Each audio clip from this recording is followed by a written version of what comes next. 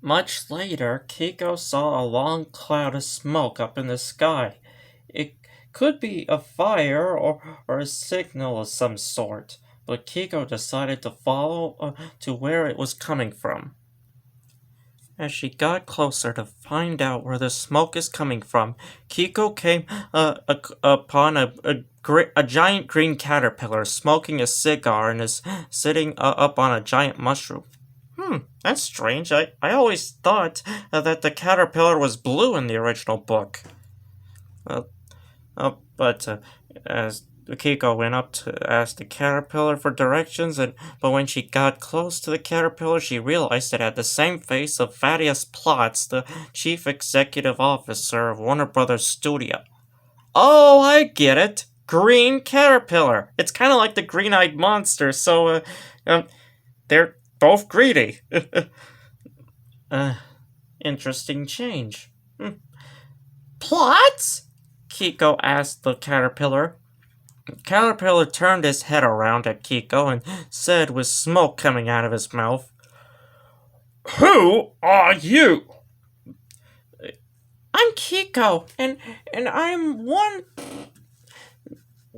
wondering if you can show the back to my home in Burbank," Kiko said to the caterpillar. "Burbank? I never heard of such a place," the caterpillar said as he puffed smoke in front of Kiko. Kiko coughed for a while and said, "Well then, can you help me get back to my normal size? I'm getting tired of all these changes." "Changes?" the caterpillar wondered. "Do you mean changing your clothes or the prices of objects? 'Cause I can't help it on any of those." The caterpillar wonders as he started to blow more smoke at Kiko, and it's getting on her nerves. If you're going to something like this to me, I might as well leave and ask someone else, grub, Kiko said, stopping away from her. "Wait, girl, come back here," the caterpillar said to Kiko. "I have something important to say." "Oh, now he tells me something," the Kiko shouted. She sighed with frustration and turned back to the caterpillar. "What do you want now?" "You should learn to keep your temper, young lady," the caterpillar replied. "You're going to learn how to control it when you're getting impatient with others." "That's it?" "That's a big waste of time," Kiko said, all puzzled. "Oh no, that's not all," the caterpillar continued. "I need you to tell me what's really your problem." And Kiko answered, "I've been trying to ask you. I want to get back to my normal size." "Why?" the caterpillar asked. "Because this isn't my original height, and being only 3 inches high really sucks," Kiko explained.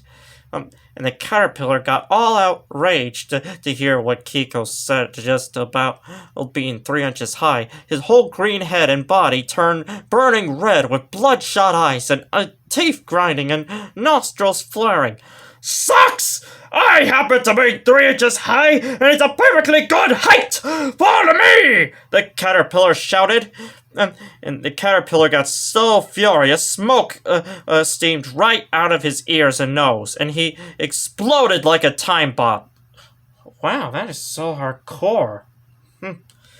After that, the caterpillar is nowhere to be found, and the only things that were left of him is his shoes, his skin, and his cigars. Kiko said to the audience, "And he said I needed to keep my temper?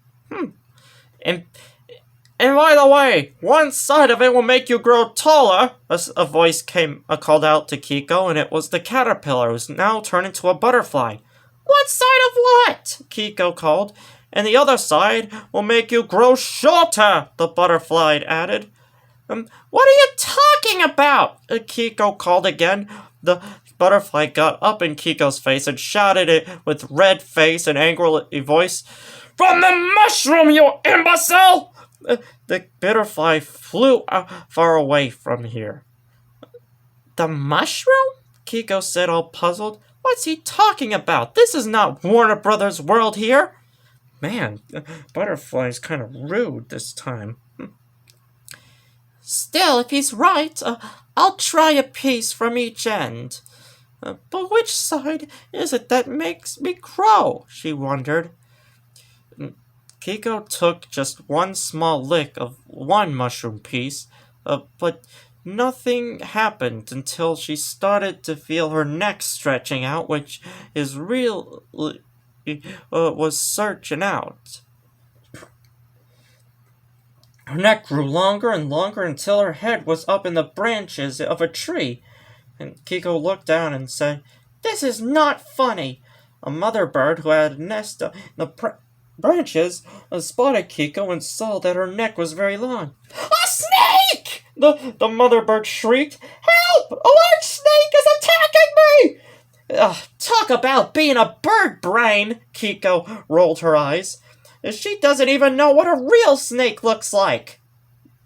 She bent her neck down to lick the other side of the mushroom in her hand, and her neck started to lower down back to normal length.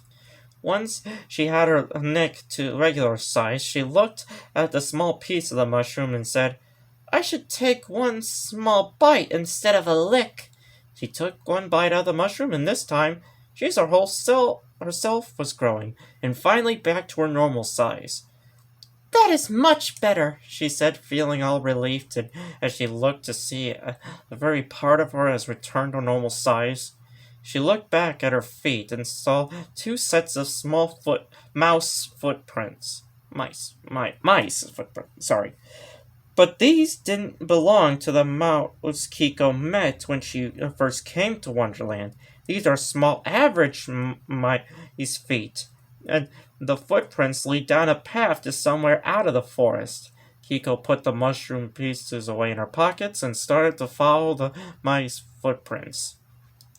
Who never guess who she finds next that look familiar?